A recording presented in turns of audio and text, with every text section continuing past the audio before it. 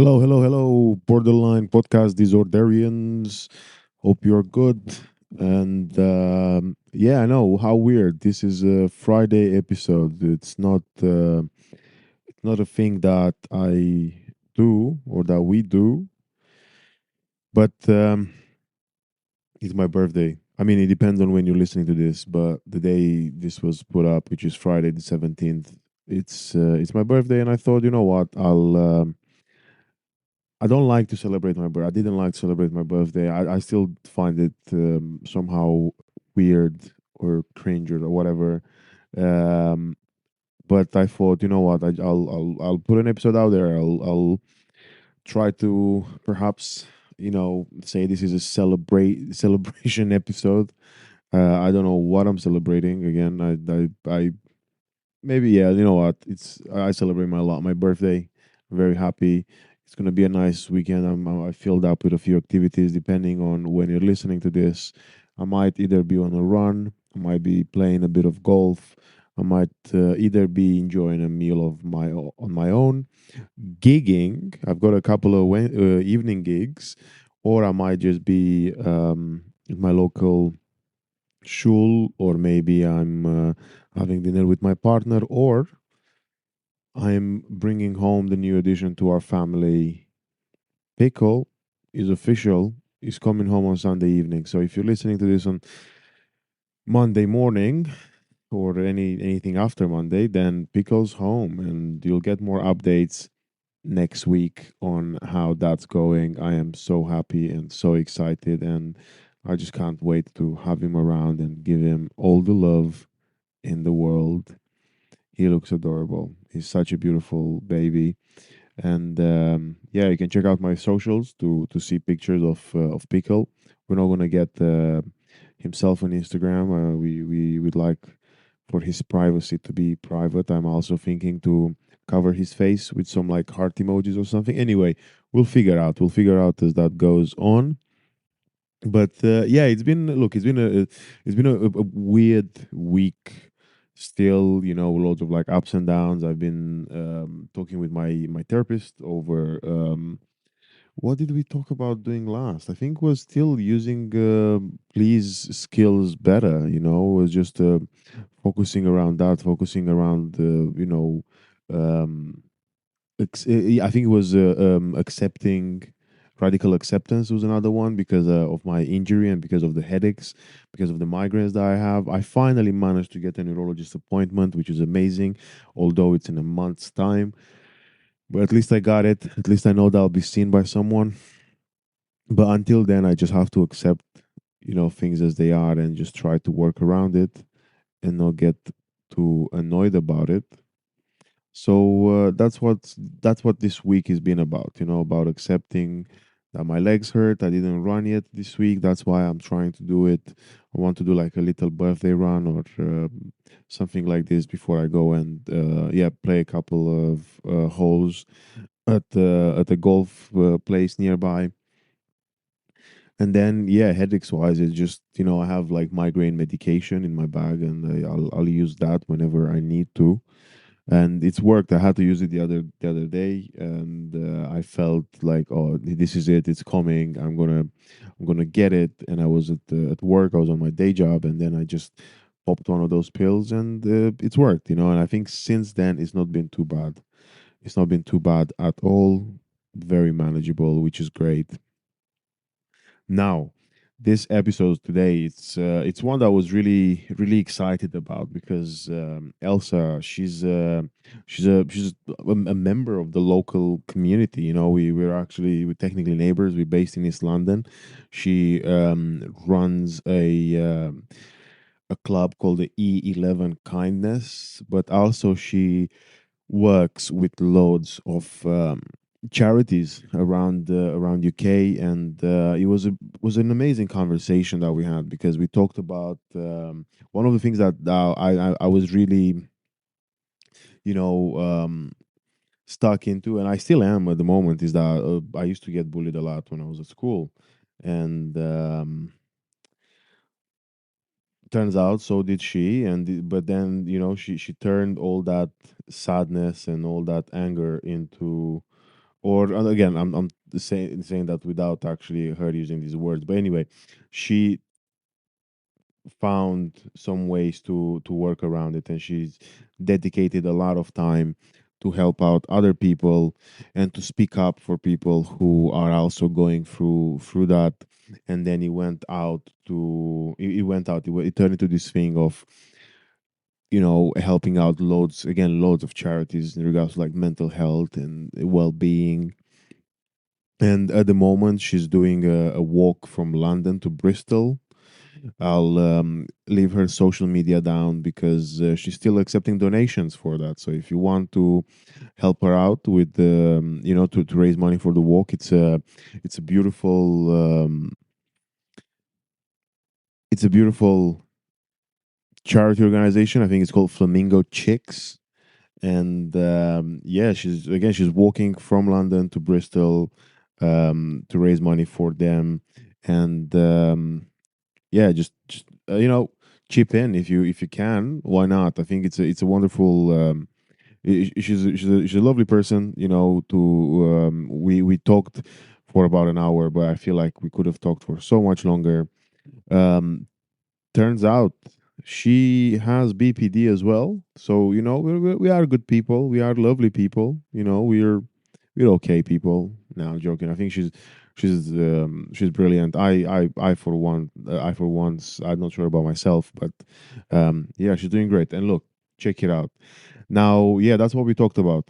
I'll let you enjoy the interview, and then I will say my do's, my goodbyes, however, whatever the word is. And just to give you the expectations for Tuesday, because I'm editing those together, I will still do the intro and everything. And I hope you're on that as well, because that's another friend of mine who's also got BPD, and we talk about that. We'll talk about dating anyway.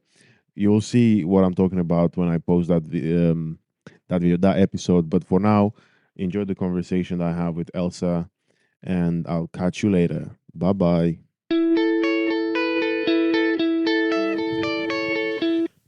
Cool. Yeah. Yeah. So, Elsa, how are you? Welcome. I'm good, thank you. How are you? I'm good, thanks. How did you? I mean, we're technically neighbors because you're East London based. I suppose. Yeah. Yeah, nice. We'll go with that, yeah. How did you find getting here? Get.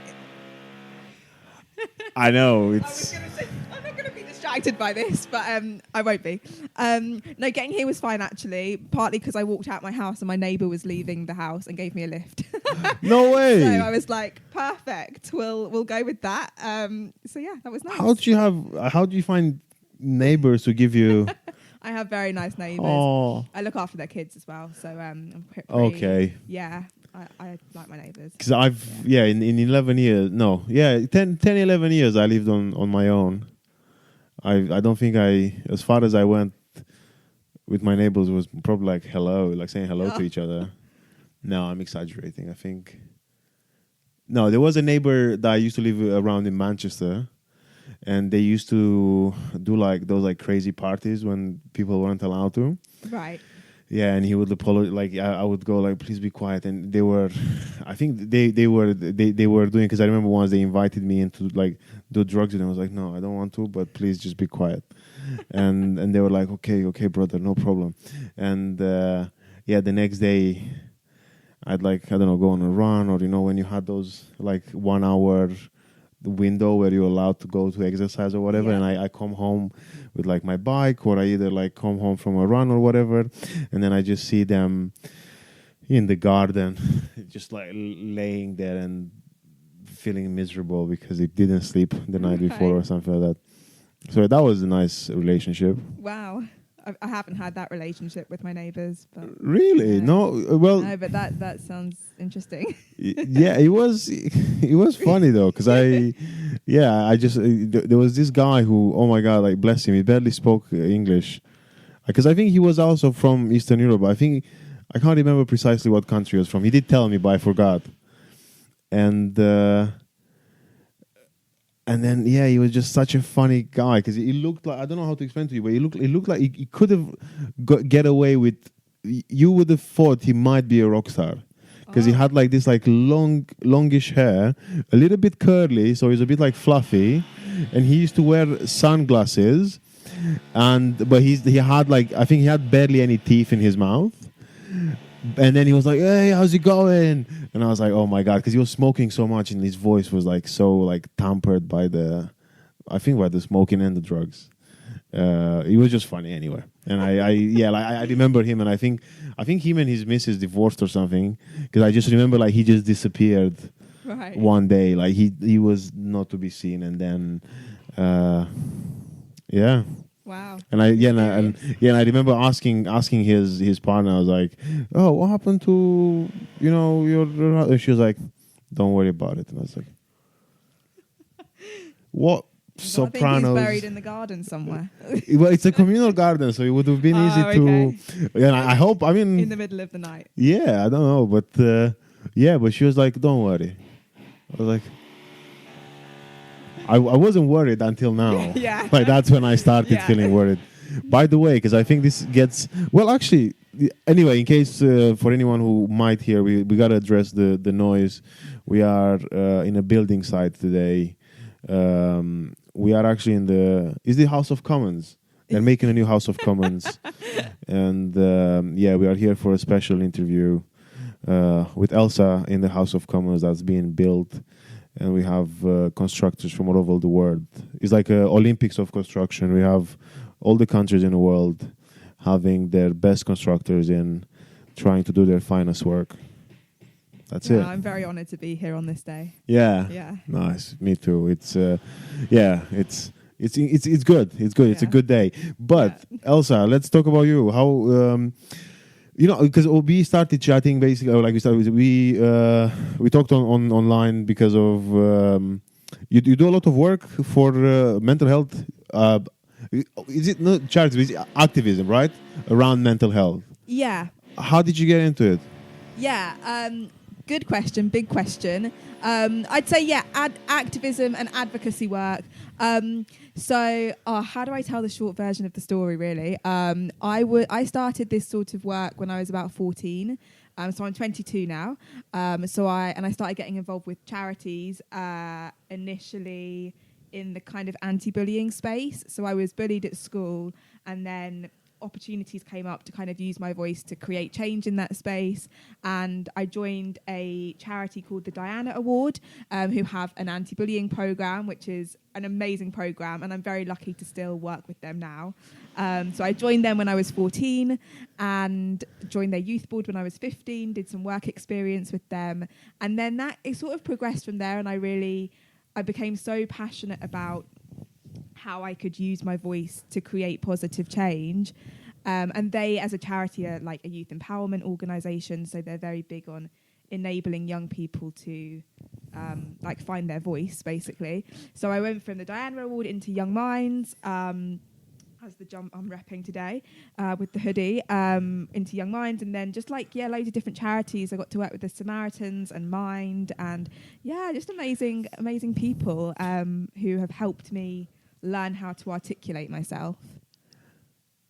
That's beautiful, and I was thinking about because I want to ask you about it, because I used to get bullied in school as well, right. But my way of coping with it was that I tried to become cool instead, and I ended up not allowing my mom to pick my outfits. Right. That was kind of like as far as like outspoken as I went, but. I mean, as a 14-year-old, like as you said, because you were again, because you're from for everyone to for context, you are London born. You're from East London. Yeah. I imagine you went to school in East London, so the bullying happened in East London. Yeah. Because mine happened in Romania, right? So there was it was a different background. So I think, if anything, we could compare the length of bullying. But my question to you now is how did you? Because I think, look, again, from my perspective, going from like being bullied, I think at the moment where I kind of like managed to not get bullied anymore, I was like, cool. I think I'm just gonna accept the fact that I'm not bullied anymore, and I'm just gonna kind of slowly step away from this, while to become, or like to I guess to address this such a young age. Yeah. It's a bit. I mean, to me, it's like it's impressive. It makes me feel bad about about myself. No. No, it's interesting you ask that, because it was sort of, in a way, at the time, not something I was super conscious of, because I even from quite a young age, I've been quite like opinionated, I guess, or like strong-minded, very like, I'll say, want to help people and want to be involved in those spaces. And so when kind of opportunities came up when I was 14 to be involved in these sorts of conversations, it was sort of a natural, oh yeah, I want to help other people who are in the same position, and I want to make sure that doesn't happen to other people. And opportunities sort of naturally presented themselves. But it is interesting because as I've grown up, and I guess especially in the last few months, couple of years, that's a big time scale. Few months, let's go with. I've really sort of reflected more on whether I did all of that kind of activism work in the safest way possible, because actually, like, it was really hard, and I think experiences were still really raw at the time. I sort of was still getting bullied whilst doing this work, and so at the time I had all like my good intentions with wanting to help people, but also it maybe wasn't the best thing for little vulnerable 14-year-old me to be like talking about my experiences that deeply without a lot of support, like extra professional support around me. So it's interesting now. I mean, I have more like different thoughts now. I'm 22, but at the time, I think I don't regret it, because that's how I've gotten here. But at the time, it was it really got me out of such a dark space, because when you're bullied, like for me anyway, it was really about just feeling completely worthless, and like I didn't have any value. And I found, like I say, I found my voice and my value and kind of who I was through that work. So it became really important. It's because, sorry, I feel very, because I had no idea about this. So as we addressed it in here, I learned about it as well. And it's I think on that perspective, it's incredible, because again, to me, I was,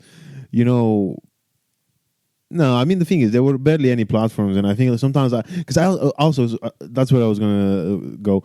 I was an opinionated kid, like but I'd have very strong opinions, and right. that I think that's what actually made me going to the thing of like worthless, afterwards.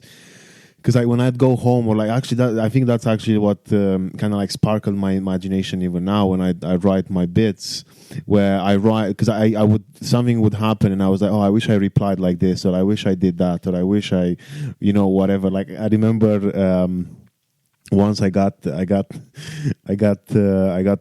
punched in the eye, and I fell. No, basically because I got punched in the eye, and then what I chose to do was fall and start like rolling, so that I don't get beat like more.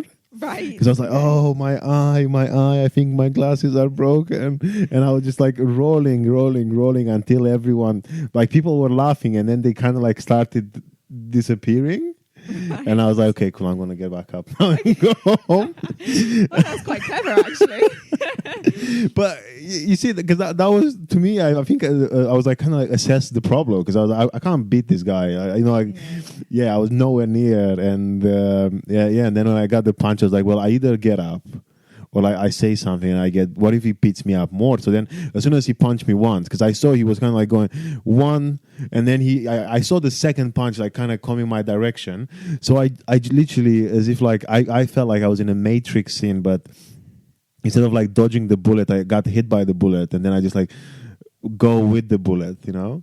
And I just fell backwards, and I was like, oh, can't do this. What if I was like, I'm gonna call the police? I'm gonna call because I started going like, I think there is glass in my eye. There is glass in my eye and stuff like that. And look, I got away from a worse beating. Yeah. But I don't think I think in college I was a bit more outspoken because that's when I kind of like started being a bit like more, cool. I mean, I'm what's this called? I'm air quoting Yeah. cool. Yeah, so I got a little bit cooler, and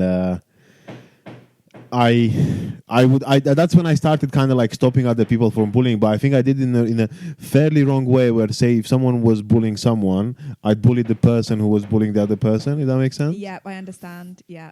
And I also think I think about it now that social media bullying wasn't a because I feel like, to me, because I'm only 20, I'm almost 27. But then again, because in Romania we used to have it was something high five. I have no idea No, what that was. because it was like one thing between like MySpace and Facebook. Right. Okay. I think it was high five anyway, and it was like this app. And I remember I tried to take my first own selfie, and it's a horrible picture. I can show you after this. Probably like one of the worst. I mean, I think I deserved to be like made fun of because of how terrible that picture was. No, I haven't seen it, but I don't agree. Okay, but I would bully myself for Right. it, and I still do to this day now. But I'm over it now. Anyway, yeah. So that's the thing. Like at the time, it wasn't such a huge, because I think everyone was like on Yahoo Messenger, and sometimes I think you'd like just get ignored, which also broke my heart. You get like people would go like, "Oh, I'm busy now," and then I'm like, "Yeah, but you everyone's going out without me," whatever. Yeah, but that's kind of like as far as you went then, right? So then, if you're 14, you were 14 at the time, and obviously it's happened before. Was it like on, I guess, social media, or was it like in the real, or is it a combination of both? What was it like for you? Yeah, well, for me, I feel quite lucky now. I actually didn't have social media till I was 15, because my parents didn't let me have social media. And at the time, when you're that age and everyone's on Instagram, you're like, but I need Instagram and I need to be online and I need to be fitting in and blah, blah, blah. And yeah, I absolutely felt that. But also, I think it was sort of a blessing in the end that I wasn't online, because I think it could have been a lot worse. And I think social media really would have amplified what was happening at school. So I do feel really lucky that actually I could come home and remove myself from everything that was going on at school. So it was really only when I was at school that I didn't feel like safe. Although that's still a problem, but at least I could come home and kind of chill out a bit. But actually now, because children and young people are kind of on social media a lot younger now, even compared to when I was a teenager. And I think it is a really big problem that you can't escape things like bullying or things like being really consumed by just negativity, really, because we're just constantly looking at our phones. So how did you... Yeah, what was it? What was it like? Because I think to me a big part was when I go home and I'm on my own. I feel like that's when things would amplify. I don't know, because basically my question to you, because in my case was I'd go to school and I think when I wouldn't get picked on, I'd be like, actually today was a good day. Like I'd go home thinking, fine, okay. But then when I get, if anything, I feel like at home it was my, the space where I had to because I used to play loads of like video games. I enjoyed reading a lot as well, because I think that's what actually would occupy my mind. So it's interesting to hear your perspective where you were at school and say that's when you would feel more uncomfortable. And then you go home and it's your safe space. That's interesting, and it's not. Yeah. How did you come? Like, how did that happen? Or like, how did you? What was it like at the time? Yeah, I wouldn't say. It was still tough when it wasn't like everything disappeared when I went home. And I had a very difficult. I mean, I'll do a little trigger warning here, but I had a very difficult relationship with self-harm and things like that.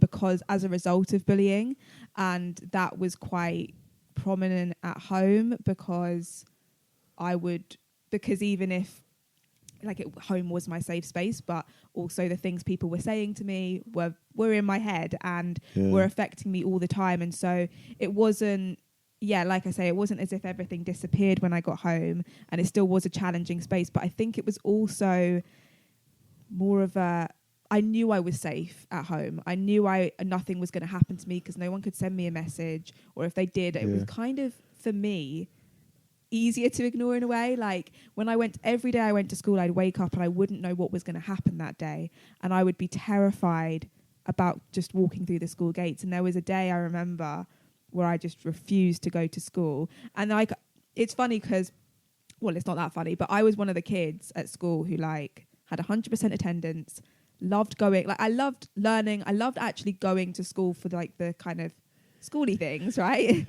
It was just a shame that I had such bad experiences with like my peers and things there. Because so regardless of what happened, I had 100% attendance, but there was this one day where I was like refusing to go to school. I ended up getting there, sat outside my form room, and was literally like screaming outside my form room, like, I'm not going into the room, I'm not coming in, da, da, da, da, da. And like I kind of look back and I laugh a little bit at myself now because funny, because everyone else was laughing. But you know, at the time it was because everything was so intense, and I was like, and I feel, I've said this so many times, but I just want to give like my 15-year-old self a hug, because I just feel so like, I just wish she'd known that it wasn't her. Yeah. Like there was nothing wrong with her, and I've spent so much of my life, really until the recent months, just not getting on with myself and just being horrible to myself. But I've just gone off from your question really. But to answer it, I think, things didn't disappear at home, but school was just that place where like everything in my body would get really tense. Yeah. And it was not good. Yeah. God, yeah, it's weird because I think now as we talk about it, and I'd like to think I usually don't talk as much as well, but now because you kind of like we opened this door, and things are coming out in my head, and I genuinely remember situations where I'd be at school and I'd be like, someone would like, I don't know, I'd think, oh, here we go. And then actually I wouldn't get a nasty comment or whatever. And I'd be like, nice. And to me, that was like a win, you know. I think, going home without without any sort of whatever, anything happening at school, to me was like winning the lottery, you know. Yeah. And it was quite interesting to think about it. And where was I going with this? I was going to ask you. So, do you have any siblings?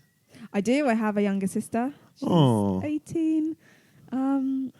How does she? Do you get to like speak with her about I guess to an extent about like the experiences, or is she aware of the kind of like work that you're doing? And yeah, she is. And it's interesting because we've been talking recently more about.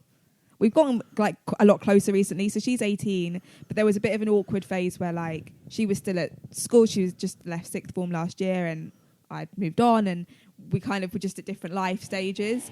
But I guess like since she's come out of sixth form, I graduated last year.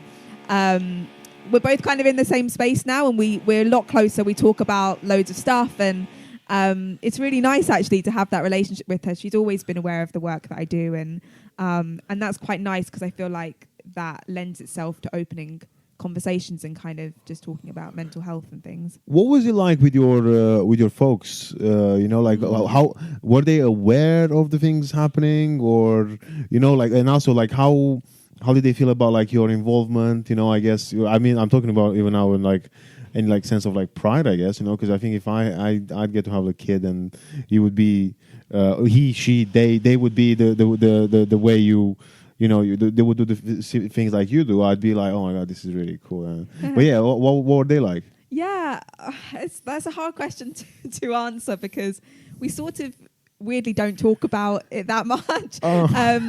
So like they're so supportive. Like they've always been. I actually do have the best parents. They have always been so supportive. So like, just supportive is the word, really. I don't know what I'm trying to think of another one. And right from the beginning of me doing all of this work, because actually my school weren't that supportive of the advocacy work I was doing. Interesting. Yeah. But so actually the support from my family and my parents was so important. I wouldn't be doing anything I do now without them pushing me and allowing me and to do that and seeing the passion I had for it. And yeah, so, you know, they all joke that like they don't know half the things I do because I forget to tell them. I'm like, oh yeah, I'm going to record a podcast today. But I know that they are proud, and I know that they always say like they're amazed at some of the things that I do, which is really nice. But yeah, we don't talk about it that much, but yeah, I'm very lucky. But I think, yeah, it sounds beautiful, you know, because I remember my dad had this thing where I think he said to me once that, which weirdly enough, he stuck with me for years, where he said that, oh, if someone tries to like fight you at school, make sure, you know, they're more like damaged than you are, otherwise don't bother coming home. And again, and it's coming from, I love my dad, and I imagine he had the best intention, and I know he's just a lovely person sometimes. But again, besides of this, because I feel like this comment might make him sound worse, but yeah, that was it. And you know, and again, I think growing up, I couldn't go to my parents, or I felt like embarrassed to talk to them about like all these things, you know. Yeah. And then you kind of grow up. I grew up, and I was like, oh, he's never been addressed with them, or like they knew. I mean, no, actually, they didn't. They had no idea. Yeah, I don't think they've ever. They knew, like, I got caught in like fights at school and stuff, and like my dad would get called up sometimes, or like I used to fight with kids, and then like my dad would find out from their dads and things, you know. But yeah, but I've never actually. Yeah, I don't think I've ever. I think besides of my. Now I speak with my nephew. I have like a nephew, a cousin. He's like 18 years old, and we got to speak a bit more about, you know, what it was like for me. And I sometimes but again, go in some details about like how to, like, for him to look after himself and, you know, be careful and things like that. But yeah, no, that's interesting because like I do have amazing parents, and they, like I said, they have been so supportive, but at the same time, you know, they didn't know a lot of stuff that was going on for me. I wasn't very open about my mental health or about the bullying or anything, and I know that I think particularly my mum really struggled with that because she really wanted to, obviously as mums do, really want to be there for you and really want to help. And I've always been quite closed. I've never really had a lot of confidence in my ability to articulate my feelings, I guess. And so, yeah, I wouldn't. So, yeah, as much as they are amazing parents, I think as I've gotten older, we talk more about stuff. I don't think when I was like 14, 15, 16, I wouldn't tell them how I felt or what was going on for me. And that was challenging. So I do understand it, like, to what you've just said, the kind of it feeling a bit awkward and a bit embarrassed by it and a bit like, how do you, like, I don't know, not really wanting to. I don't think I wanted to talk to my parents in a way. Which I know is same. Yeah, and I know I feel like I'm kind of contradicting myself a bit but then it's interesting because recently, like a few months ago, I've had a really rough time with my mental health recently, and there have been some people in my life that have just been incredible, and I've just, you know, that I'm not super close with, but I've been able to open up to and have helped me so much. And they weren't my parents, and I said to my parents a few, like a month or so afterwards, that I kind of explaining what was going on and telling them that, you know, I realised I didn't go to you I didn't come and talk to you, but sometimes, like, the people you're closest to aren't the best people to talk to, and they're not the people you feel most comfortable initially having a chat with. And for me, like, I love my parents, but they're not necessarily always the right people to talk to. And I think when I was younger, I felt really bad about that. And I felt like, well, if I don't talk to my parents, I can't talk to anyone else. Whereas now I'm like, okay, that's fine. They're not the right people. If I feel comfortable with someone else, and it's better to talk to someone than no one. I sometimes, because I think about it, there was this time when during the pandemic, because that's the first time when I actually I went to see like I mean I went to see I've seen a therapist over Zoom, and I told my mom, about, but again, like that's after years of like not sleeping well. I struggling with different like sorts of addiction and stuff, and but then I ultimately, when I started doing therapy, I thought, oh, I'm going to tell my mom. And I told my mom, and the first thing she just started crying, and she went, "Oh my God, what have I done? Is it my fault?" And and I was like, "Oh God." And my point now is that I can relate, where I feel like if I were, because I think even after what I was, what, maybe I'll speak with my mom. I will start opening up a bit more about like things that are happening. But it was always hard, because sometimes it was this idea of, oh, if I tell you, then you'll worry for me. Where I find sometimes now where, for example, I'm quite like lucky with my partner, that I can tell her things, but then I think I got to the point where as we started like seeing each other, and we started like I started like opening up to her. I was like, look, I'm only telling you this just for like the idea of like having full disclosure.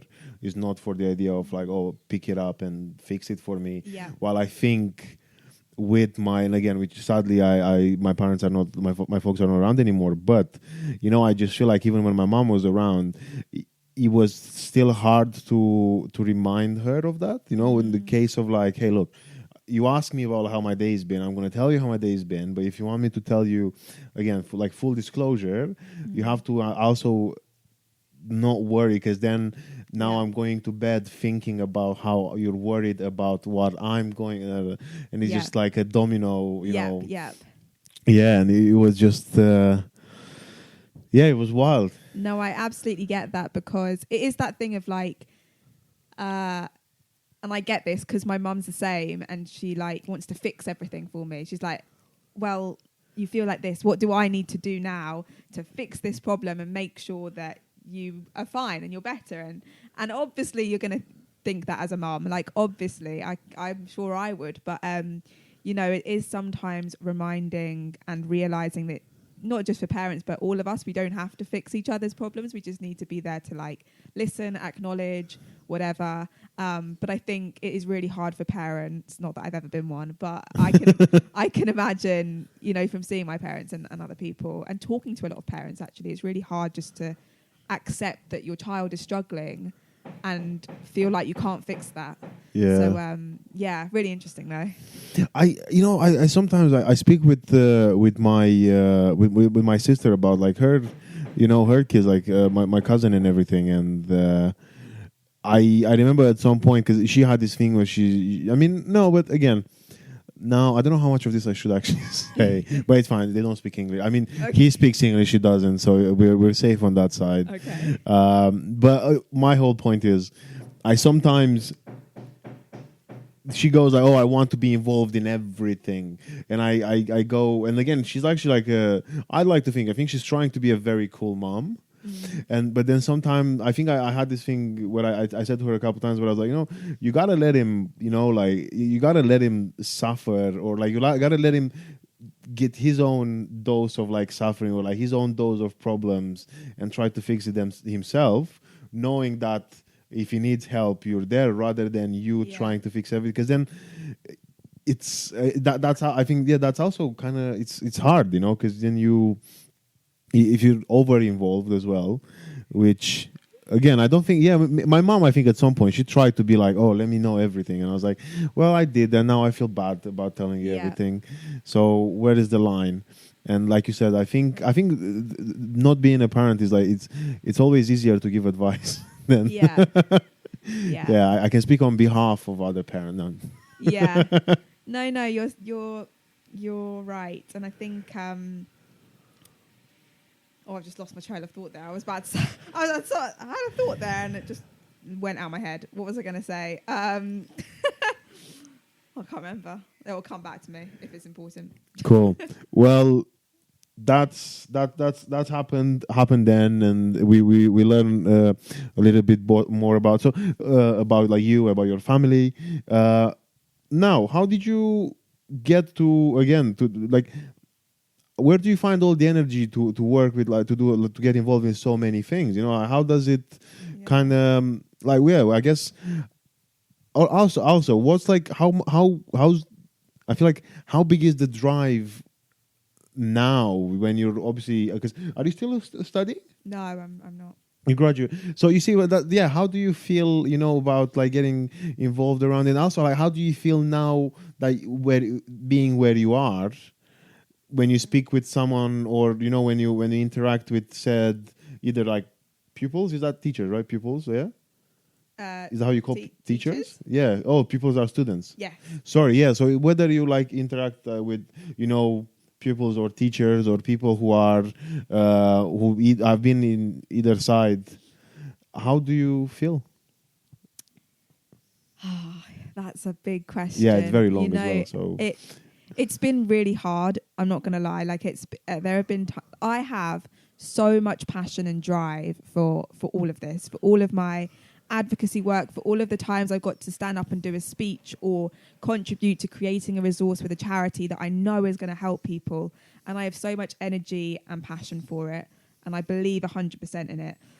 But, you know, up until July last year, I was doing all of this work alongside being in full-time education. So obviously when I was 14, I was at school, carried on, went to sixth form, went straight into lockdown when I was 18, and was supposed to have a gap year, which I thought would give me a bit of breathing space to do my traveling, do my activism work, but with a bit, you know, be able to just focus on that. Didn't get to do that because of COVID. And so I went straight to university, did that for 3 years whilst doing all of the charity work as well and all of this. And I have definitely reached a point. And I think this is why I've had partly why I've had such a difficult few months recently. I think I was just so burnt out from all of it, basically, from doing some really intense, like sharing my story and some really intense kind of campaigning alongside being in full-time education, alongside working, which was a totally different thing to all of this. And it's been really hard sometimes. And I've sort of done it, which I sort of mentioned earlier, without necessarily being super mindful of the impact it was having on me and the kind of, obviously I'm really passionate, but it's gonna be difficult talking about your experiences. And so there have been moments where I've had to take a step back and I've had to just stop. The last 4-ish months have definitely been that.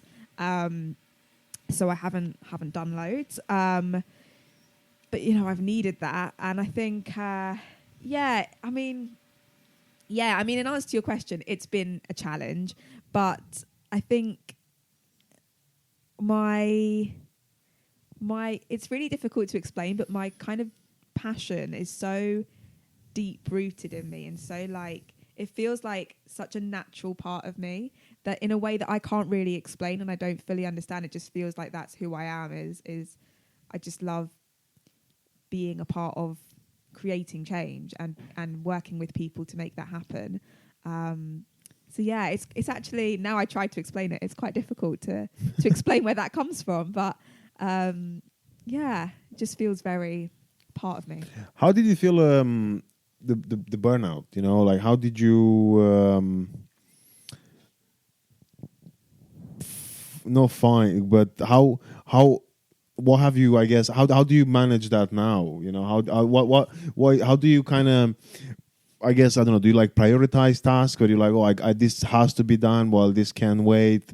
Or sometimes, I don't know, is it the case of when you, I guess, get to start a project, you take a look at it and you're like, this is how much energy, like how do you try and find that balance now, basically, to make sure that you still do the best you can and you're still getting all these things done, but yet, you know, you don't basically, you look after yourself, sort of thing. Completely transparently, I don't think I've worked that out yet. I don't even know if I'm close to working that out. I guess I'm still in my kind of not really doing much space, I suppose. In the sense of like, you know, all I've done today really is sit at home and answer maybe 2 emails and eat some Fair food. enough. I'm really not working much. I'm not putting myself out there that much in a really intense way at the moment, because I know I need to get myself in an okay space to be able to carry on. I started therapy in January. Nice. That has been really, really helpful. Obviously, well, not obviously, but been a real kind of game changer, I suppose. And it's just helping me reset and helping me kind of work out how I like get to a point where I feel able to do all of the work I want to do again. And I guess like to come back to something you mentioned, like it's been very, you know, since I left education, I haven't really had, so at the same time as stopping uni, I used to be a piano teacher. Loved teaching piano, taught since I was like 16. What? Loved it so much, yeah.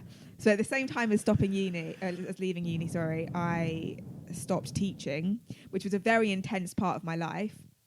So I stopped both of those things, got to September 2023 and was like, okay, like life is not happening. Like now I need to generate things myself, because even though I always have, the education system, as much as I don't like it, has always given me like a structure to my life and a kind of some form of direction, you know? And it was like, okay, I'll just sit here then. Like, what do I do? And it was like, I have so many things I want to do, so many projects. I want to, you know, do more public speaking and all of that. But in a way, I was so overwhelmed by that and the possibility of having, you know, being able to do anything and everything, that I got stuck, and I was like, okay, I'll just sit here. And I think the therapy has helped me kind of break that down a bit, break down actually all of the 600 different passions I have, because I do have like so many things that I care about and love doing. And just think about how I can manage that in a healthy way. So to answer your question, I have not worked out how to find balance yet. That's kind of where I'm moving towards and what I'm spending time working out at the moment. What sort of therapy, if you don't mind me asking? Currently it's just like a talking therapy. I don't so CBT? Yeah, it's not CBT. Oh. So I did CBT when I was 15, 16. Wow. I really didn't have a great experience with therapy at that age. I didn't, which is interesting because I think it put me off for years. Like, how am I going to explain this? So yeah, I did CBT. I think I just didn't click with the therapist at the time more than anything. But because I was so young, I didn't really question that. I thought it was like a me problem.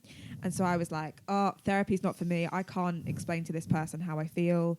And then ever since then, when I stopped when I was just about to start my GCSEs. And ever since then, I've just been like, no, therapy, I can't do therapy because it doesn't help me and I can't talk. And then it was only because actually a parent of one of the kids I taught has a friend who's a therapist, and she was like, do you want me, should I put her in touch? Should I put you guys in touch? And that was how I met my current therapist, and she's just so good. And it's quite like we just talk, really. I don't think it's a specific type of therapy, but I might be totally wrong. But yeah. Okay, I mean, I feel like the thing with the therapy, because when I was a kid, we had a psychologist in school, right? But it was because I think becoming a part of the EU or something like that, you had to have a therapy. Basically, but the thing is that we had the same psychologist that we had was, I think, split between 3 schools in the city. So like she'd be one day there, one day there, one day there, one day there. And the only time I got like brought in is because me and one of my friends started doing like wrestling in the class. Right. And I threw a chair at him. And then because but the thing is, he hit me with a chair first. And then when I basically got up, I got another chair, and I threw it at him. He kind of like jumped off from the way of the chair. What was it? Dodged? Yeah, he Yeah. dodged the chair, and the chair went into this like glass board, Right. and he cracked the glass board.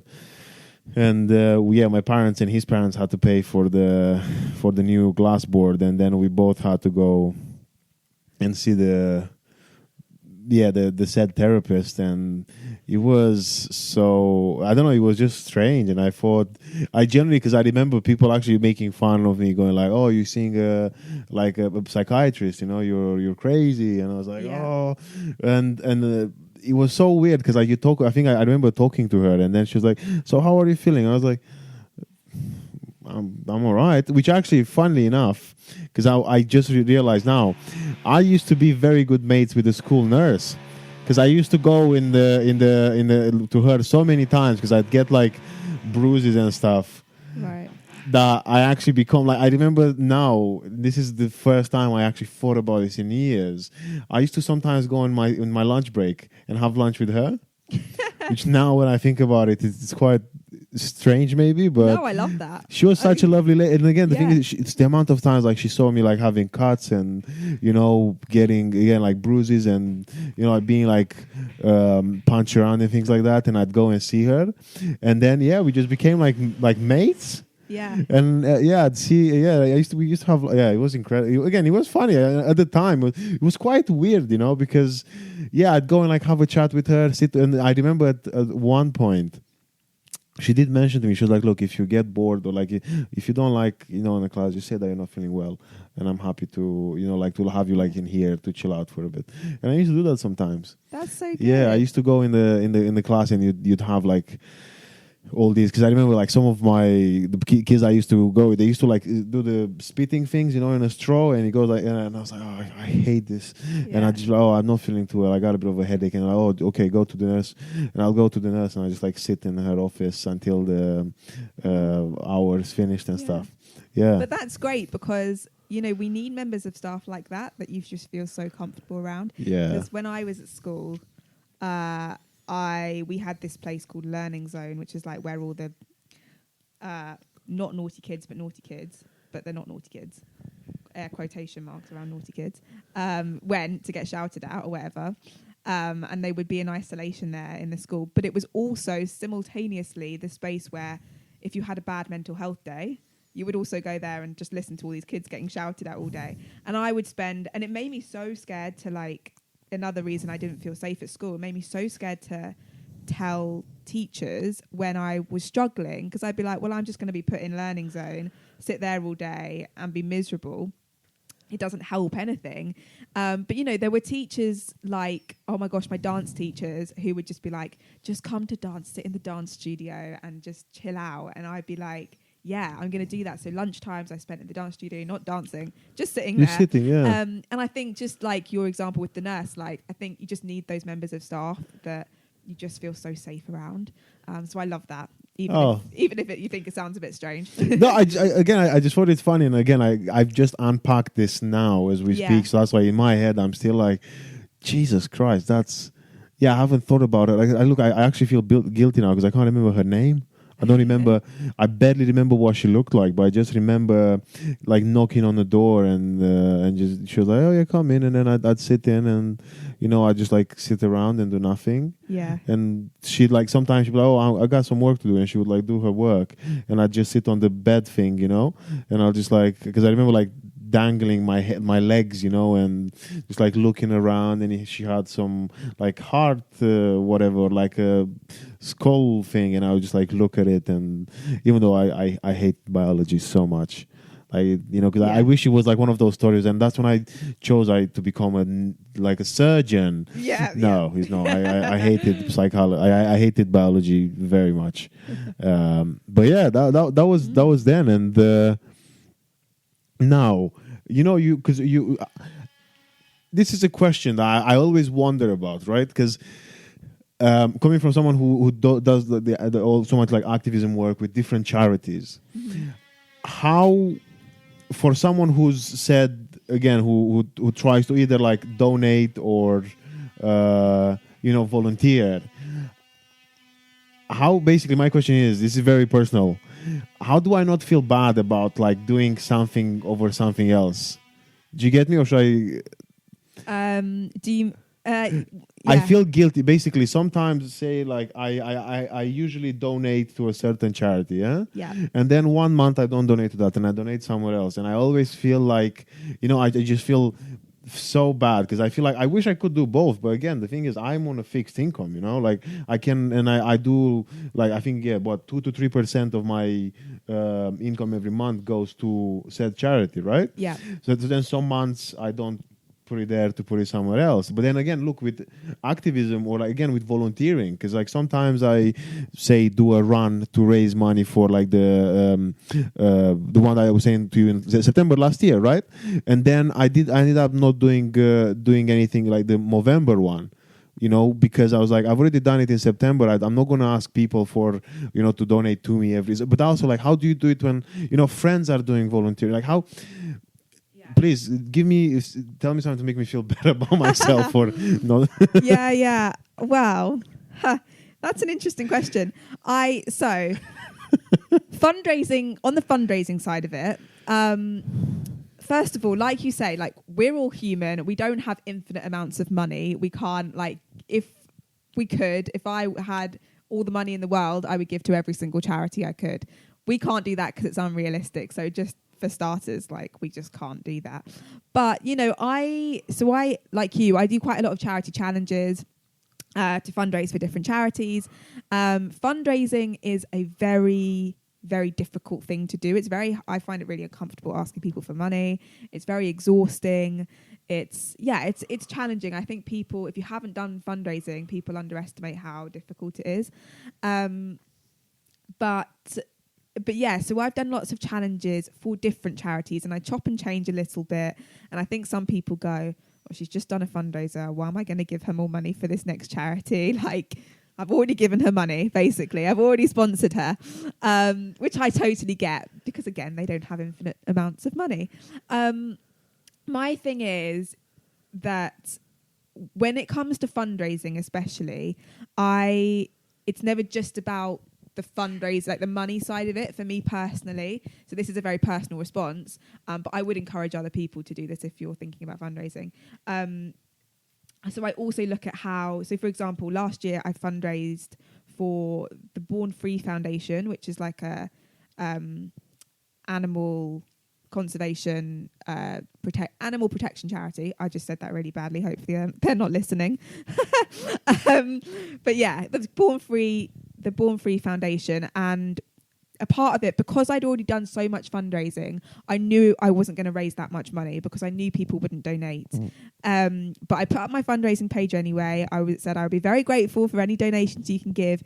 But alongside this, if you can't donate, would you sign this petition, which is about having an elephant-free UK? So giving options as to how you can support a charity, I think, is really important, because sometimes we only think about, especially in fundraising, we only think about how much money can we raise and how how a pound will help someone. And then of course, money is what keeps charities going. So I'm not going to say, don't give them money, but just realistically in the climate we're living in, I think offering options for how people can support you and how you can, knowing that there are other ways you can support that charity. So, if you're giving a monthly donation to whatever charity it is, Young Minds, let's take for example, and then the next month you want to give to another charity, you give the money to another charity, but you look at the work that Young Minds are doing and you think, maybe I share a post of theirs on social media, maybe I sign a petition for some work that they're currently doing. And then if you're, and I'm like, I don't really think you should feel guilty anyway, but if that is something that you're like, oh, I don't know how to keep helping, because obviously we have so many things we want to help, then maybe I'm a big advocate for looking at all the ways you can help and not just donating, because that's something we can all do. We can all put our email address into a form to show that we're supporting. So I think just something for people to be mindful of. Okay, yeah, that's because I was thinking, sometimes I feel like it feels like cheating, I'm like, oh my God, I hope because I remember it's actually happened recently where I stopped, because also I think, how about, because that's actually interesting that you said you said about the because you did the for the what was it, the Born Again or Born The Born Free Foundation. Born Free Yeah. Foundation. I also feel guilty sometimes when because I say, look, I've been diagnosed, and also, well, so have you, right, with BPD. Yeah. But and then if I don't do anything to like a mental health charity, I feel so bad, and I feel Yeah. so like I'm like, oh my god, I'm letting my people Yeah. down, sort of thing. No. How do you? Yeah, like you see. So, have you ever thought about that? Yeah, because the Born Free Foundation especially was so off track for me. It was like, I haven't really done conservation work. I mean, it did tie, I happened to be going to Kenya to do some conservation work at the time, so it did tie in, but it was like really random because up until that point, I'd only done mental health charities. It made sense. Everyone who follows me on social media knows that I do that work. So I wouldn't associate guilt as like a feeling. I'm not like, oh, I didn't give to Young Minds. Yeah. I gave to another charity. Like I feel really bad, but it's more, it is difficult because in a way you do go, when you're so like involved in one space and one cause, it can feel really difficult to like choose another charity or another cause because you're like, is this just confusing? But I think ultimately it comes down to, for me, just what I care about and forgetting about like what other people think and what, like I say, there are literally so many charities out there. We can't support them all, but we could if we would. But it comes down to just things I care about. And mental health isn't the only thing I care about. And so if I always choose charities to support who I know I can like also articulate what they do in a Instagram post or something, and I feel a connection to. And if I feel a connection, then I'm satisfied that I've, supported the right charities. Okay. Now, before we go, I just want to ask you about your experience with, getting diagnosed with BPD. 'Cause that's a big thing, and it's in. Also, did you know it's not called BPD anymore? Yeah. Well, what are we calling it for the sake of this? Well, EUPD? I call it BPD anyway Yeah. because I can't change now the name of the podcast. Yeah. But, of course. Okay. Yeah, but apparently it's EUPD, emotionally unstable personality disorder. Oh gosh, where to start with this one? So, this is do I tell the long story here? This is the question. I have time if you have time. I don't mind. I have all the time in the world. In amongst all of this kind of rough few months, I'm going to do like the medium version. But I don't know what the short version is. I know what the long version is, so we'll go in the middle. Cool. So yeah, at the start of December 2023, so last year was really difficult with my anxiety. I was really like, my anxiety was really affecting every second of my life, and it was really to like the point where it was actually quite crippling, and I just couldn't do anything. So I came back from a few travels. I'd been to Kenya, I'd been to the Sahara Desert, I'd done all these cool things, came back and thought, I'm going to try and look after myself now. I'm going to do something good. I called the GP. Oh my goodness me, I could do a whole podcast episode on my conversations with the GP. But I called the GP. I kind of was explaining the situation and just what I felt like I wanted, because at the time I thought, I think I need some therapy now. Like I'd gotten to the point where I had acknowledged I needed to talk to somebody, and up until that point I felt really awkward about it. I was a bit like, I don't know. But yeah, so I called the GP. I said, I think I need some therapy. At that time, like, it wasn't that bad. He referred me. No, he didn't. He sent me a link to self-refer myself to some, I don't even know who they were now, mental health therapy referral team. Probably not the technical name of the team. So I did that. I did that. Went through a bit of a process with having conversations with them. Ended up kind of following a lot of conversations with a lot of medical professionals and doctors. Things were just constantly getting worse. Throughout December, everything, my mental health really dramatically deteriorated. It just wasn't good at all. I ended up being put on like waiting list after waiting list, getting so stressed out about it. And then it reached a point where I was like so distressed about not having anywhere to go. I ended up luckily, I don't know. I ended up accessing private healthcare, but I paid for a private psychiatric assessment. Yep. I paid for a private psychiatric assessment because in an initial what do you call it? In an initial assessment on the NHS, they'd said, "Oh, you know, there are a few different like conditions we think like we would want to investigate a bit more." Basically, and then my mind was like, oh my god, what is it, like what have I got? I was like, I need to know. You can't just say, oh, it might be this, it might be that, goodbye, like we'll talk to you again in a few months. I was like, no, tell me now. So I paid for this private assessment because I was like, well, I just can't wait, because also I was really desperate as well. Like transparently, and like trigger warning again, but like I was really suicidal. It was really awful. And so I paid for this assessment thinking this is going to change my life. Did the assessment. I actually ended up getting diagnosed with bipolar type 2 disorder. Interesting. Same. Yeah. Okay. Interesting. So I got diagnosed with bipolar at the end of December, which I had two kind of feelings towards, because so much of me was so relieved. Like a big part of me was like, oh my gosh, like everything makes sense. It's not, I could piece together so many parts of my life. So I got that diagnosis, and I kind of felt like that for maybe the first 24 hours. I felt this big relief, and then kind of woke up the next day and was like, I don't know who I am anymore. Like, this is so weird. And I went into this complete like meltdown thing of I just couldn't get my head around things. Because also then I was like, the thing is with bipolar, it's like a lifelong condition. It's a chemical thing. It's like, it's very different to BPD. I mean, even though there is crossover in the diagnosis, which I now know, but you know, it's a chemical thing. I'm really not using technical words today. But it's very different. And I was like, oh my gosh, like my life I'm never going to be better. Like that was my thing. Yeah. Like I'm always going to be unwell. And so the bipolar was really difficult. And I spent like a month, like the whole of January, in a really dark place, trying to come to terms with it. I started therapy, really like invested a lot of time into getting my head around this diagnosis. And I'm kind of looking back, it really became a part of my identity.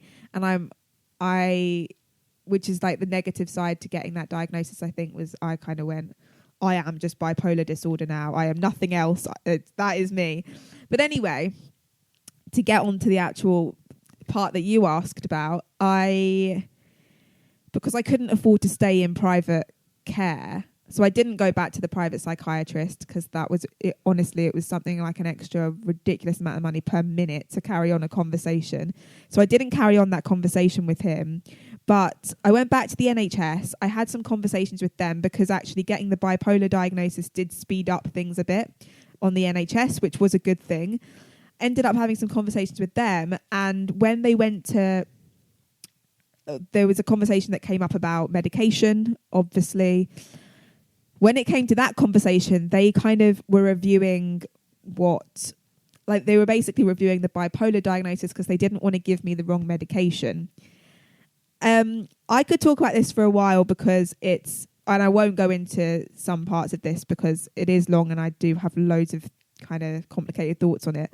But, you know, the process that occurred when they re-diagnosed me with BPD or EUPD was a little bit strange, because it wasn't very formally it was, you know, they formally changed the diagnosis, but they didn't do it in a way that I felt comfortable with, because it was very evident to me they hadn't fully read the diagnostic report for the bipolar. It was all very, you know, I could go into that, but I'm kind of leaving that a little bit, because cool, you know, that's a whole other thing. Cool. Oh God. So yeah, ended up getting oh my goodness, mate, hang on. It's okay. Sorry, I'm having a coffee fit over here. Um, that's what happens when I talk about doctors. What was I saying? Oh yeah, so I got re-diagnosed with BEUPD, Yeah. BPD, EUPD, whatever we're calling it. Yeah. Got re-diagnosed with that, and then I was researching BPD. I was like reading all this stuff, and I was like, that is me. Like, if I could write down everything that I experience, that is me. And it made complete sense to me that it was that I understood how they came to that conclusion. Basically, I was like, yes, you're probably right. However, on the flip side of that, I also have my own thoughts around BPD as a label, and kind of whether it's, I don't know, like whether it's, I think it is super helpful for some people, and it's super helpful for me in so many ways, but also there's a side of it where, a bit like what I was saying about bipolar, I don't want it to become like a label that I'm just like, well, I have BPD and this, and you know, that is who I am now. And I think this is different for everybody. So, which is why I'm, you know, I have nothing against getting diagnosed with BPD or anyone who, you know, says they have BPD basically. But I think, you know, for me personally, there is a risk that it becomes like a really, I don't know what the word is, like it just consumes me so much that that's all I see of myself, and I kind of define myself by a label. And I don't want that to happen, because one thing, when I started coming to terms with the bipolar diagnosis, I was beginning to get to a point where I had to remind myself that actually, yes, I might have bipolar, but I'm all these other things as well as that. Like, I am not bipolar disorder. I am like a person that has loads of other, you know, enjoys things and does other things. And I think even with the BPD or any label, that you have to kind of remind yourself of that. And so it's interesting, because when I got the BPD label, it was very in my head for a bit. And I do think there's benefit to it, especially because now I'm on a waiting list for DBT. Yeah. So, which I think will be quite helpful, actually. I can, from what I've read, I can feel that will be like the right way forward for me. And that wouldn't have happened without the diagnosis. So there are so many benefits, and I'm actually grateful for it. But just in my day-to-day life, I think going through the process of getting all these diagnoses and things put me off wanting to like attach myself to that. So day to day, I'm not very attached to my BPD diagnosis anymore. I'm a bit like, I struggle with all these things. And to me, like, BPD is a list of personality traits that I have, that are a part of who I am, and I'm managing, and it does help me break down the things I struggle with. But, you know, I haven't kind of said, oh, I have BPD to people that much, just because I don't know. I think people have different views. I think it's interesting when you said it, because I think also when you do DBT, I think you'll get to, at least the way I the way I experienced it was, I don't feel like, again, it's not I don't use it as oh, by the way, like, hi, I'm this, and even though my bio on Instagram is I have BPD, but I think that's more of a, because I want to, my idea is like helping out people who have it, or, you know, just to like be aware of it. However, I think during DBT, what I learned is that I'm still like, and this was amazing. You're still responsible for your actions. You're responsible for your emotions. You're like, you have the responsibility to manage this on top of, you know, so like the fact that you're like, because I get like emotionally dysregulated more often. Yeah. Now I have to basically consider that before I, you know, if I want to like send an email to someone being like, you're an asshole, I might stop, you know, for a second and be like, is this the best thing to do? Or like, you know, sometimes I think, I'm just gonna walk out from this, like from my job or whatever, or like I'm going to have a fight with X, Y, or Z. Or again, sometimes because I find it like even with my partner, I think if sometimes I'm like, oh my God, I think she hates me. I gotta leave. I must leave. And I'm like, should I buy a ticket, like a flight ticket to a different country now Yeah. based on this? Or am I going to take a few minutes, reassess, you know? So Yeah. that I think in that respect, yeah, it was incredible. It was really helpful because Yeah. at least to me, it was like, it makes sense. And also I think my from my experience, because I've seen a psychiatrist at first who was like, oh, there's nothing wrong with you, Yeah. but then I was like, so why? Like, Yeah. and then to me, if anything, it annoyed me more because I was like, well, but okay, how can you explain this then? Like, how can you explain all these things that are happening to me? And I've had some of the things that you mentioned, like as a trigger warning. I've been through that, and and I think with BPD, funnily enough, it's one of the, because I've just had my psychiatry call before you came to record this, and he was asking me again, trigger warning. He was asking me like any suicidal thoughts, and I was like, yeah, it's actually happened on Monday. You know, I was like, what's the point? And then you kind of like talk yourself out of it, which again, apparently it's common with BPD. Yeah. I have a book actually that I'll show you after this, which I found really good. But anyway, so yeah, it was helpful, Yeah. and that's why I hope you do find you do find the DBT thing interesting. And also, because I was gonna say before, I don't know if we're gonna have time to address it in full, but I'd love to have you back at some point. If not, but the whole idea about how you were like, look, even though like you have those beliefs around like, no beliefs, but like you have those, you see those things as like therapy for you at the beginning was really bad, or like, it wasn't a great experience. How did you feel? Because then then you're like an advocate of like speaking, but then you're like, but this experience was bad. So you see, that's also something from people. I think people in general that have any sort of traumatic, things that happen to an extent, it's so hard to take yourself out of it. And that's why I think, to me, I was in that position where I was like, what was the point of speaking with someone when like I first got brought into a psychologist's office because they thought I was a mental kid who was throwing chairs at people, and I don't know, I just found it very interesting. I was wondering for you, what did it feel for you, like, to basically talk about everything, and even now, like you have like such a strong stance, and you're doing all this like incredible work, right? But then obviously there are still things that you're not 100% on board with, or you're still having those things that you're like, oh, actually this was terrible, or like this wasn't great. Yeah. But then how kind of what's your way of overcoming that to kind of like see the bigger picture? Yeah, good question. It's interesting because when I was talking to someone kind of recently, or when I actually got the BPD diagnosis, about my sort of, well, particularly about therapy, actually. I was sort of like just talking about how I started therapy, but my relationship with it and how terrified I was about starting therapy. And they were like, you've been doing like mental health activism work for years. Like, they were so surprised to hear that I was so scared about going to therapy.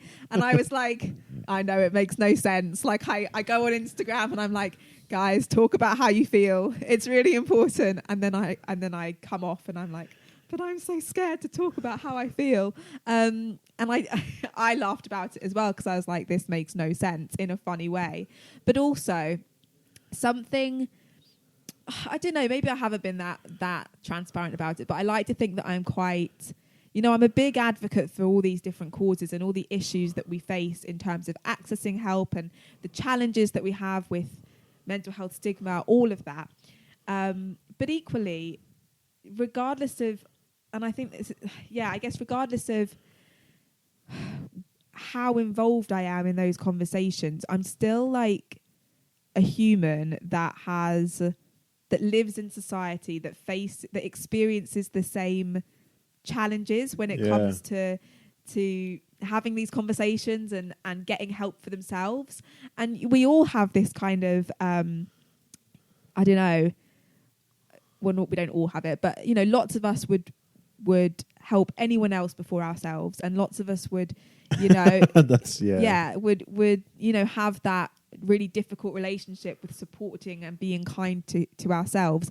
And I've had that, and I think I've been quite transparent well, maybe I haven't, maybe I think I have. I think I've been reasonably open about that online as well, and throughout the work that I've done.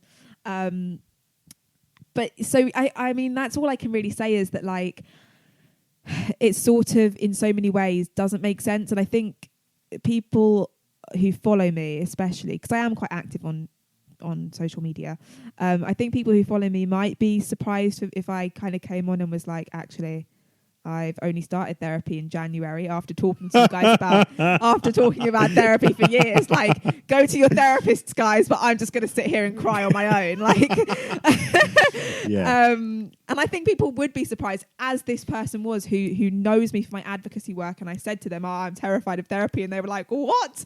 That's so weird. But like, in a nice way. But, you know, and so I do get that. But at the same time, like I say, I'm still a human that, experiences these uncomfortable feelings that and there is a different perspective when I am involved in the space. And so compared to, like, I don't know, it's not the right term, but like the average person, I do have more of the conversations. I am more involved in mental health conversations.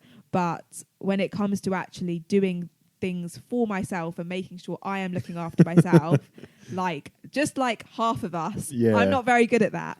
And I think that's just, what people need to remember. But also I'm trying to become better at like practicing what I'm preaching a little bit, because not to say I go online and lie about everything, like do these things, but I don't do them. But just trying to be a bit more authentic with how I experience things. And if that means going, actually, I'm really struggling with going to therapy this week, just saying that, because that is what we experience, and that is the important part of activist work that we need to highlight, and we need to we just need to say things how they are rather than pretending, I think. So but it's interesting, such a good question that I could talk about forever. Well, it sounds good, and I always, as I was going to say that I feel some similarities, and I think that's what I was going to say. When you will go through your DBT, you will think there is a thing such as like treat yourself as if you're like someone that you care about. And I remember when I first heard that, I was like, this is so cheesy. But then you kind of have to embrace it, to me it was the affirmations. Oh my God, I hated that so much, because again, I do it. That's the thing.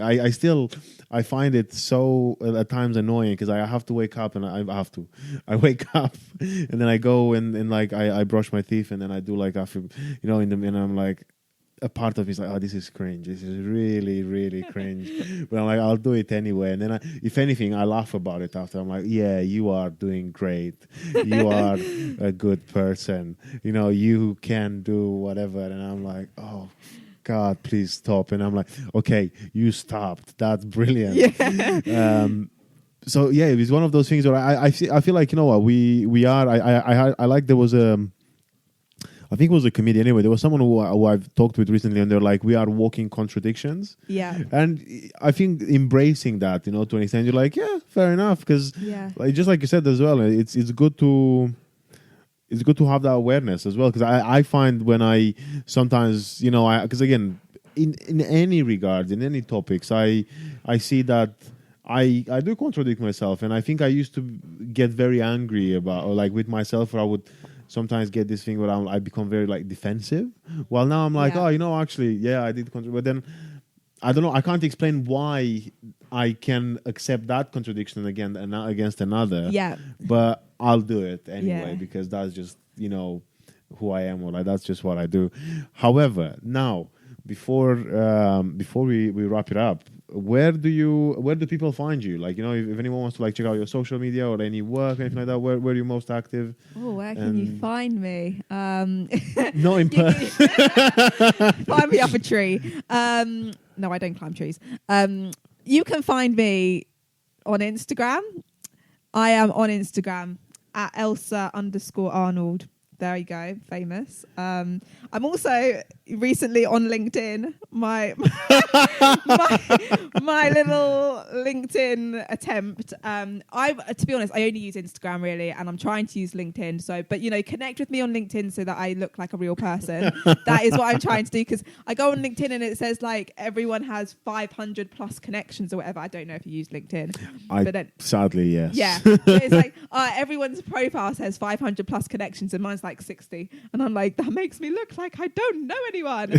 So yeah, come and make me look like a person. I am on LinkedIn. Yeah, Elsa Arnold, look me up. I'm there. I'm on the internet. And is there anything that's, I don't know, anything that you've got coming up this summer? Any events or anything yet, or is still all work in progress? You're not. We'll say it's a work in progress. Work in progress. Yeah, Cool. But lots of things. I've got so many ideas. So yeah, if you follow me on something, you will see what happens. Perfect. Yeah. Well, it was nice having you here, and I think we will do this again once you've got you're like hands on with the DBT. Yeah. And then we can have an update and see how things go, and also we can even talk about what it's like to, We'll find out. Basically, hopefully we'll have a conversation about like getting an update on how your managing stuff is going. But no, that's cool. Yeah. I'll we'll track my journey on this podcast then. That would just be how I do it. Yeah, how I keep up with myself. Yeah, every 10 to 12 months we'll just have like and here is what happened since the last time we talked. Cool, but yeah, it was incredible having you around. Thank you for everything that you do. And thank you for taking the time, and I appreciate your honesty and like your being open about, talking about all the things I talked about. So yeah, thank you. And also you opened up a door, which is probably, I'm going to write some jokes tonight about my friendship with my school nurse. But yeah, do it. Oh no, thank you for having me. I've had a very fun time. Perfect. Well, now the Builders Olympics are going to wrap up soon, and so is this episode. Thank you everyone for listening, and take care. Bye. Hello. So this was the episode. By the way, at the beginning of the episode and throughout the conversation, we had work getting done in the kitchen, but we powered through it. I hope you enjoyed though, and I hope I did. I did my best to try and make the sound as good as possible with the amount of knowledge that I have, which is very, very little. But it sounds good to me. And again, the chat was I think the chat was a great one. I think it was an interesting conversation. I hope you did so too. I hope you did so too. And look, if you want to either check out my socials or again check out Elsa's and help her out to raise the monies for the Flamingo Chicks and for to support her walk from London to Bristol, check out her socials. I'll have them in the bio of this episode. Now, look, if you can or if you liked it, subscribe, tell your friends. Do all the things that everyone else asks you to do, because it really helps and I really appreciate you. Anyway, also, yeah, because it's my birthday, you gotta celebrate my birthday. You have to share the episode because it's my birthday. Okay, that's what I want. That's the present that I would like. Thank you, and I appreciate that, and I really, really thank you. I didn't expect all this love. Haha. Sorry. Anyway, bye bye. See you later. Stay skillful.